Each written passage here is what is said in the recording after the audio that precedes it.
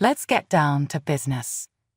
Greetings, my name is Lena, and I am a typical 26-year-old woman who works in the field of mathematics. Even while it's not exactly the stuff of fairy tales, it's enough to pay the bills. Reed is a man who has been able to maintain his mental stability while working as a college professor. I am married to another man named Reed. He is 30 years old, which is 4 years older than I am. But who's counting? We don't have to worry about the drama that is going on in the world because we have this quaint little setting. Or so I had believed. Vivian, Reed's mother, appeared before him like a storm dressed up as a Sunday morning. She made it quite apparent from the very beginning that I was about as welcome as a tax audit. The very first time I met her, she examined me in such a way that it seemed as though I had just emerged from a cheap container. She spoke the words, "So, you're the accountant," in a tone that was dripping with something chilled. My response was, "Yes, ma'am," and I was attempting to preserve my composure. She mumbled, "Interesting," as she turned her attention to Reed. "I always thought you'd end up with someone more," as if it were a horrible perfume, that more lingered in the air. Not fancy enough, that's what I understood she meant. My parents are just normal people who put forth a lot of effort. They are not exactly newsworthy. On the other hand, Vivian, I supposed she was hoping that her son would be able to obtain a princess. As I stood there, I was Cinderella, but I was missing the fairy godmother. God bless Reed, he either decided not to notice it or did not see it. On the other hand, he would dismiss it by saying, "Mom is just old-fashioned." Vivian's barbs, however, became more pointed with each visit and each supper with the family. "Do you remember Kara, your former girlfriend? Wasn't she a lawyer, was she? It's a terrible thing that the two of you fell out." I made an effort to laugh it off and concentrate on the positive aspects, such as the fact that Reed and I were creating our own little universe. Having a secure job, a home, and making plans for the future together are all important. On the other hand, the words spoken by Vivian, man, they cling to you like gum on your shoe. At some point, we find ourselves having supper at their residence. When it comes to applauding Reed's achievements and how he is a shining beacon for the family, Vivian is going all out. After that, she turns to me with a smile that has the potential to freeze the entire world. As for Lena, I notice that she is still experimenting with numbers. It's very charming. At long last, Reed spoke out and said, "Mom, come on. Lena is doing exceptionally well at her job." Nevertheless, Vivian just waved him off. "Indeed, without a doubt, yes. I suppose that we should all do what we are able to accomplish." You were the only person in the world who did not understand the joke, and it was like living in a comedy. Reed incessantly advised me to disregard her, stating that it was irrelevant to me because of her opinion. The statement was simple for him to make because he was not the one who received the verbal side-eye each time we crossed the door. At that point, I began to dread such visits. It was like stepping into a minefield while blindfolded for the intensity and the backhanded compliments that were being given. I, on the other hand, swallowed it up for Reed. It's interesting how love can make you do absurd things, like put up with a lady who wishes you were someone else instead of who you are. So, that's the scoop.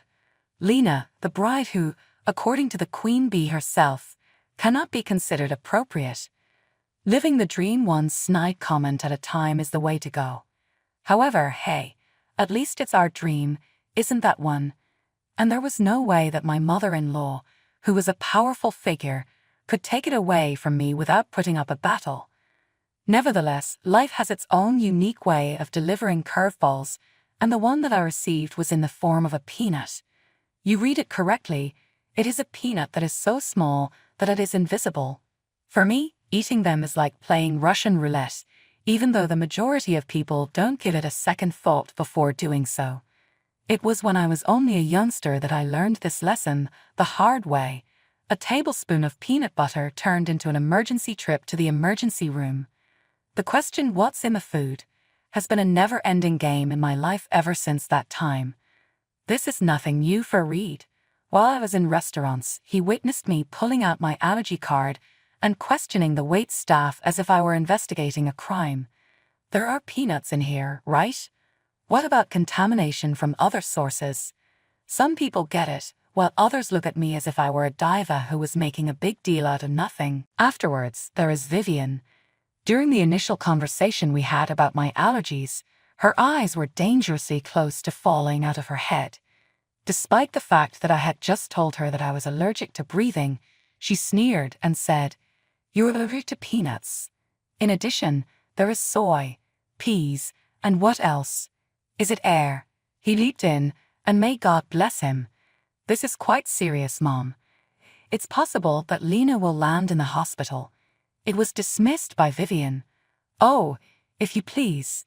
On a daily basis, people consume peanuts. You have it all in your brain." I was about to respond, but Reed gently gripped my hand beneath the table, almost as if he was pleading with me to let go of it. I didn't give it much thought since I believed it was an isolated incident. Nevertheless, Vivian was required to put up a performance each and every time. The dinner turned into a gamble. Everywhere she went, she would flaunt her dishes, bragging about how she had made everything safe for Lena. On the other hand, her voice always had a certain edge to it, giving the impression that she was joking about with me and playing along with my little problem. She once presented this elegant dish while beaming with pride and a smile on her face. "Produced it on my own. There will be no peanuts whatsoever," she said. I had a cautious attitude. "Do you have any doubts, Vivian? There is no denying the severity of my allergies." Her eyes were rolled back. "Of course, I have no doubt. What kind of a monstrous creature do you consider me to be?" It was at that moment that I made a decision that would change my life forever. I went ahead and took a small mouthful, and then, all of a sudden, I was filled with regret. I started experiencing itching in my throat, and my skin became red and swollen. In an instant, Reed was on his feet, and his face was covered in a look of apparent fear. What is Vivian's response? "Oh my goodness, it must have been something else. Your behavior is usually so theatrical." Spectacular. While I was searching for my EpiPen in a frenzied manner, I had the sensation that my throat was shutting up. Reed was enraged by him. "Mom, this is completely serious. Take a look at her." However, Vivian did nothing except stand there, her expression a combination of amazement and obstinate denial. Following that occurrence, Reed and I established the rules of the game. Unless Vivian is able to take my allergies seriously, I will not be eating at her restaurant again. There was a whole lot going on, with Reed having a disagreement with his mother, me feeling like a burden, and everything else. The clincher, however, is that, in spite of this, Vivian continued to behave as if I was making everything up, as if my allergies were some kind of personal assault on her cuisine or something.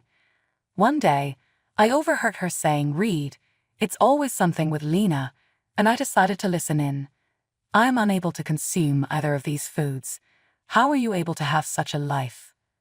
Reed, who is known for his ability to maintain harmony, made an attempt to explain that my allergies were quite genuine and that there was no way to avoid them. On the other hand, Vivian, simply put, she did not wish to listen to it. That individual is as obstinate as a mule. In other words, peanuts. I had no idea that something so insignificant could provoke such a significant uproar. On the other hand, here I am, hanging on by a thread, one bite at a time. Is that Vivian? Still, she is under the impression that I am simply being tough. However, just think about it. What would life be without a little bit of drama around the dinner table? All of Vivian's trips to our home grew more regular than a poor rerun of a comedy, and each one of them included its own unique collection of insults and remarking.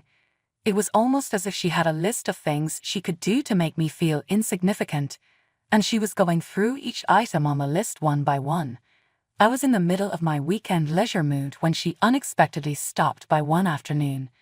She was wearing sweatpants, no makeup, and the house was already in a well-lived-in state. Her style was to drop by without prior notice. She groaned and stepped over a pile of magazines that I hadn't gotten around to tidying up yet. "Oh, Lena," she said. "I see we're still embracing the casual approach to housekeeping." I suppressed a response out of my mouth while mentally counting to 10. "Having a wonderful time on my day off, Vivian. Do you want some coffee?" Despite the fact that her nose was wrinkled as if she had just stepped into a garbage, she declined the offer. "I'm at a loss. It's really unlikely that you have something that hasn't used up yet." It was more out of spite than anything else that I was boiling water, but I couldn't help but feel the sting as I did so. You know, not everyone measures their worth by how clean their countertops are. Vivian sat in the living room with a look of disgust on her face. "That has nothing to do with value, Lena. Having pride in your property is the essential component. But let's not pretend that you would comprehend that, should we?" What really took my goat was when she began in on more personal issues, which is something you don't simply toss about in casual conversation. The jabs were getting old, but what really got my goat was with her.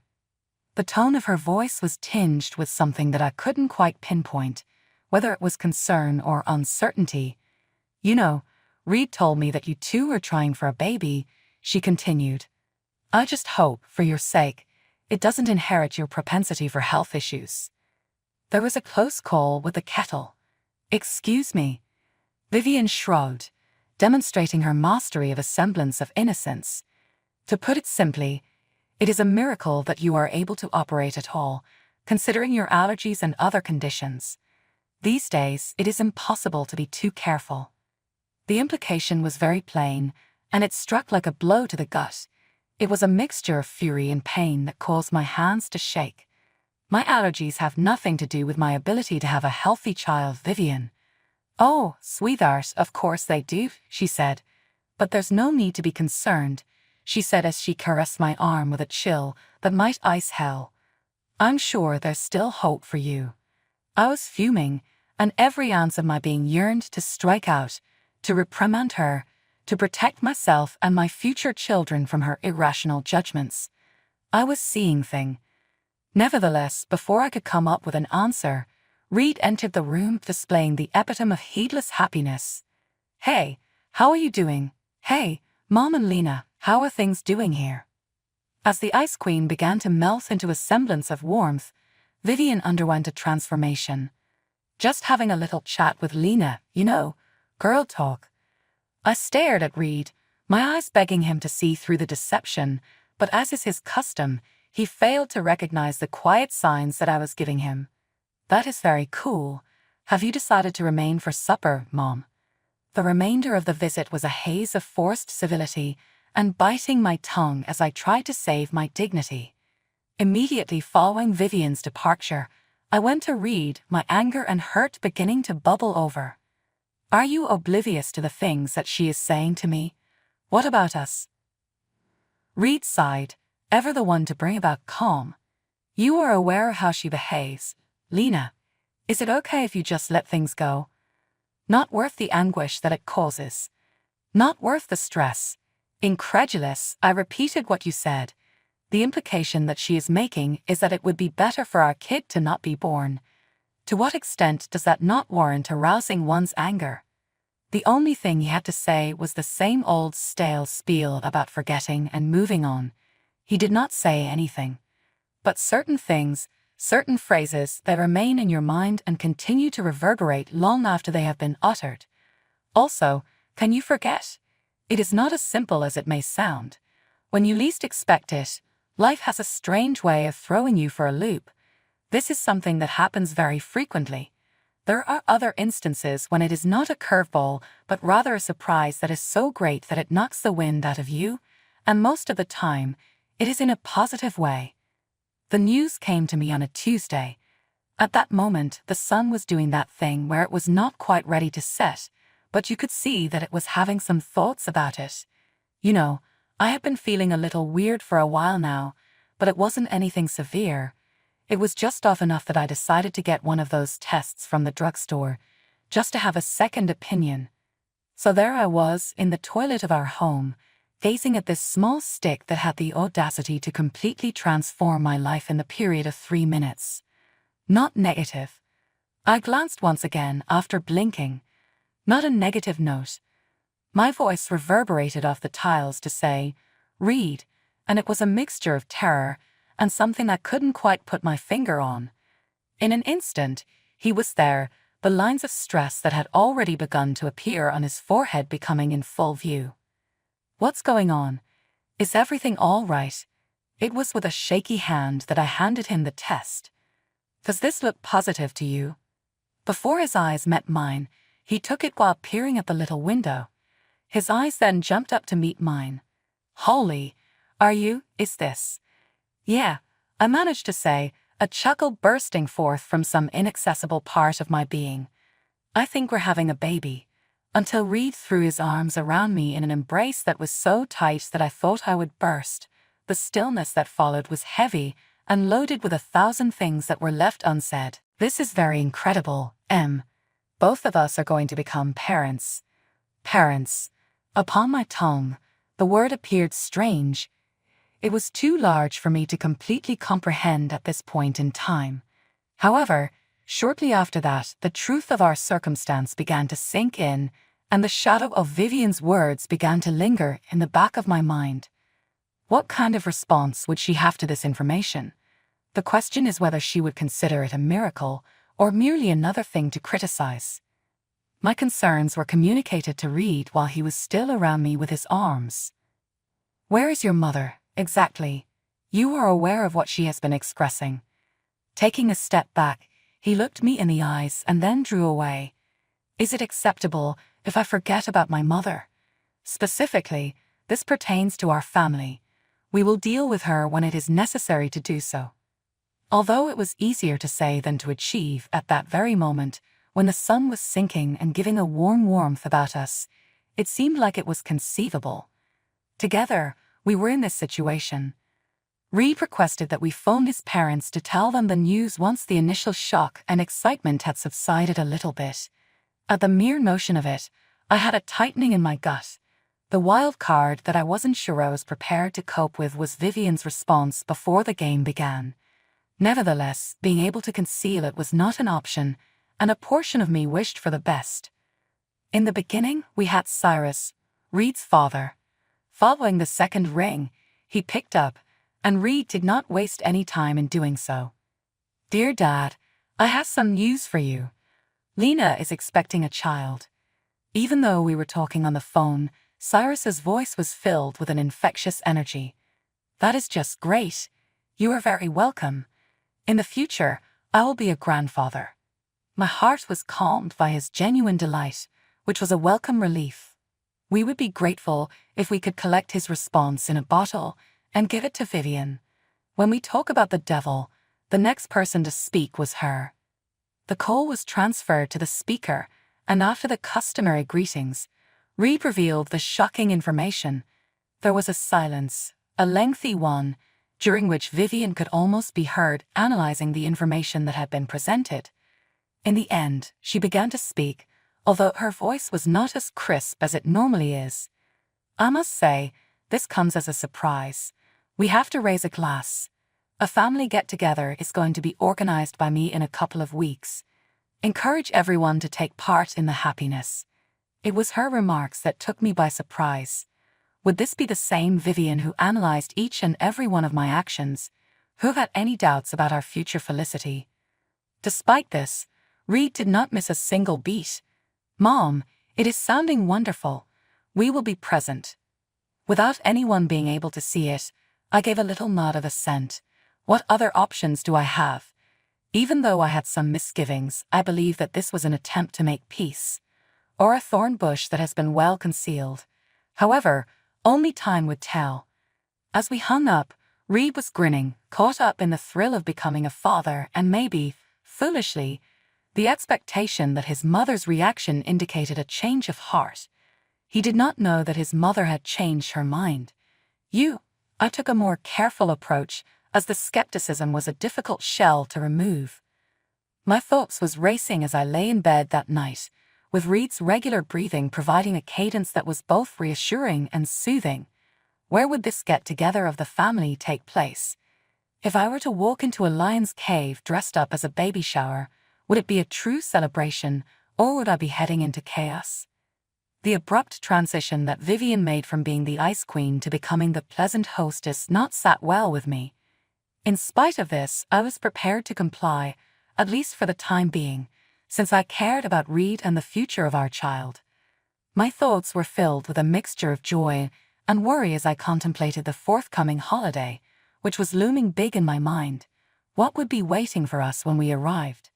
In point of fact, arriving at Reed's parents' residence was like walking onto a stage. The evening was scheduled to be a performance, and the audience consisted of members of Reed's family who were prepared to offer their congratulations.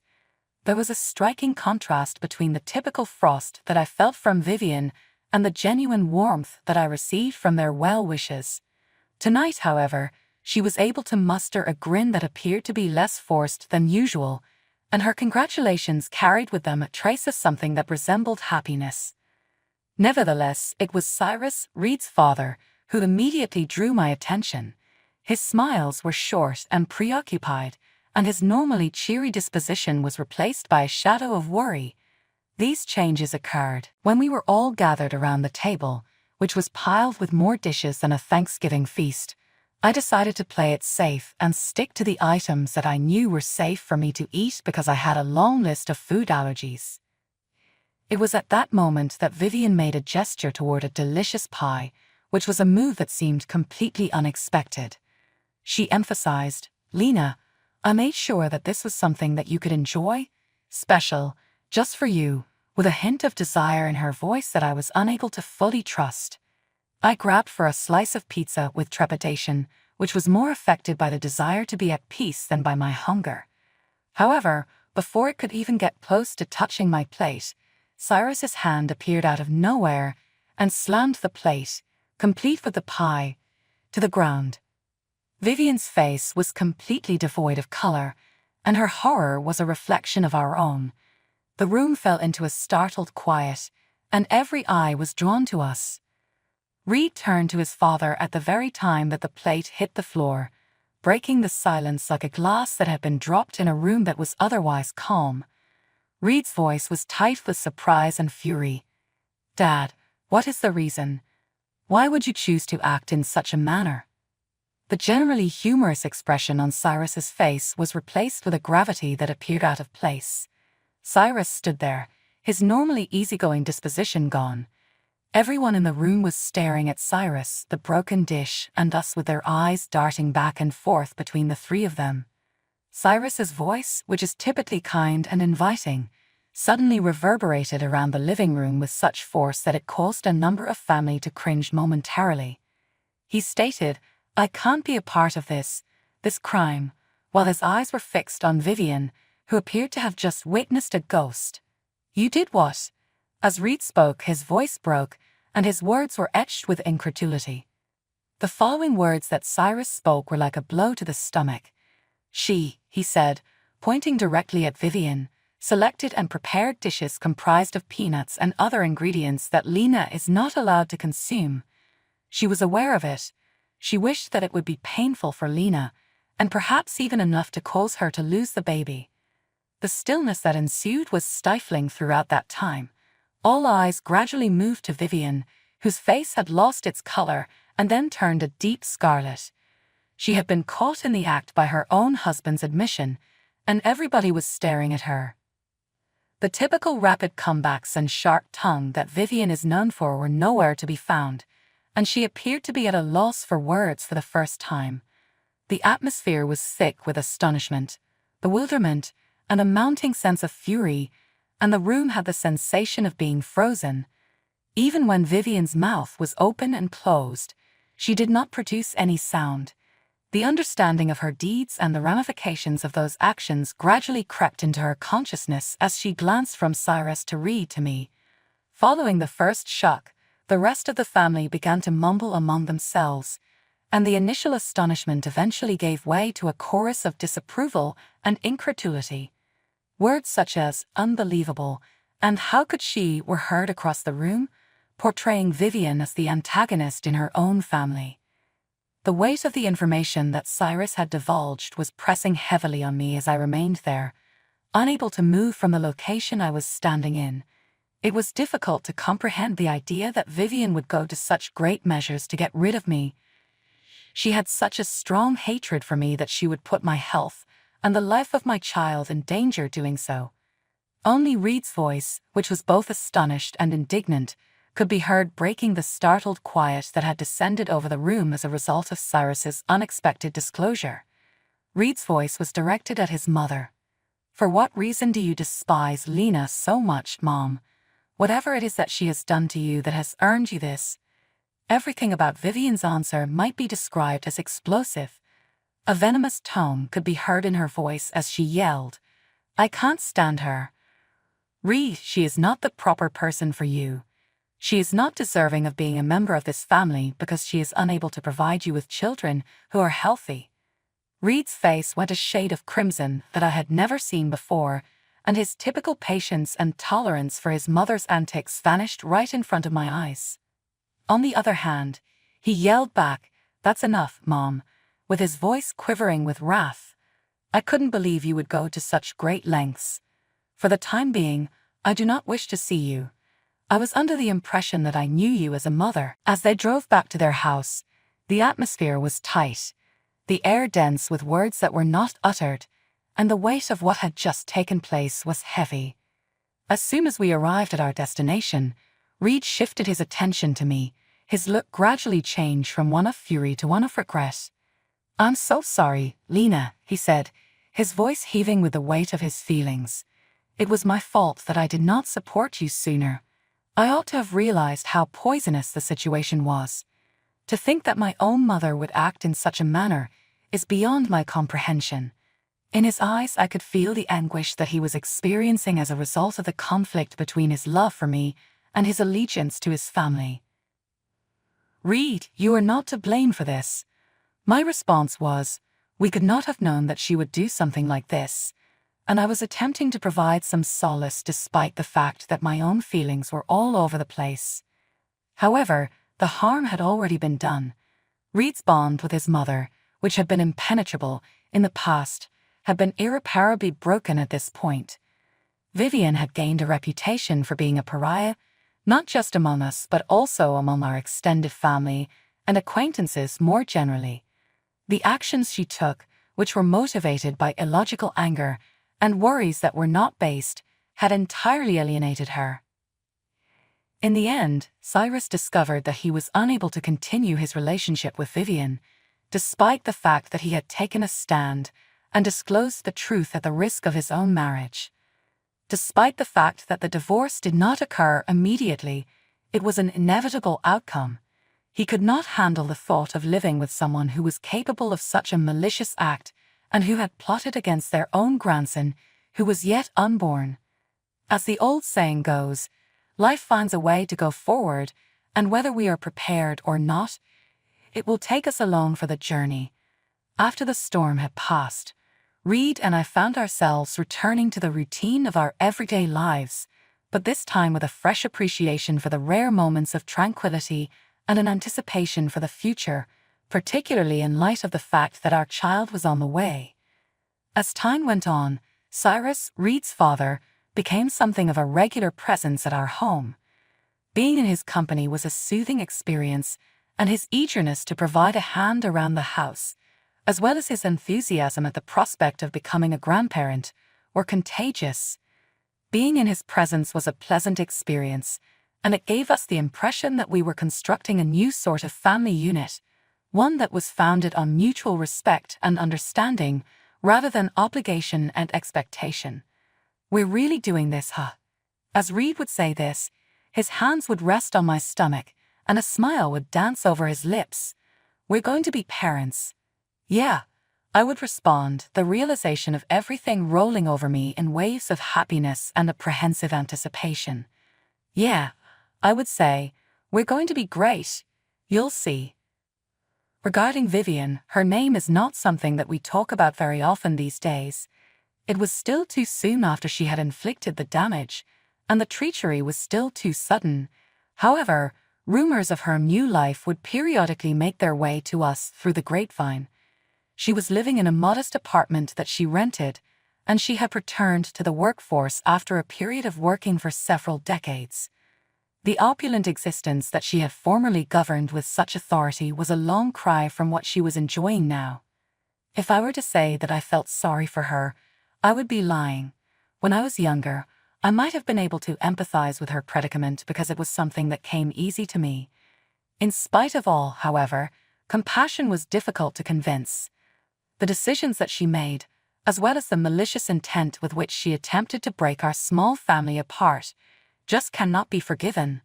In certain instances, Cyrus would add, "It's a shame, really," while maintaining a detached expression in his eye. She made her bed, though. In response, Reed and I would both say, "Yeah," and then the conversation would swiftly go to more pleasant things. It was hardly a source of happiness to linger on Vivian's fall from grace. The advent of our child and the family that we were constructing together were the primary focal points of our attention at the time, one that is brimming with love and free of the toxicity that had formerly threatened to consume us from the inside out. As Reed's hand found mine, he would tell me, "We've got each other," which was a quiet guarantee of support and solidarity. That's all we really need. Indeed, he was correct. Hope was a continuous companion for us as we continued to wait for the arrival of our kid. Hope for our child's health, hope for our happiness, and hope for a future. When contrasted with the radiance of our fresh start, the shadows of the past were nothing more than shadows. They were dim and unimportant,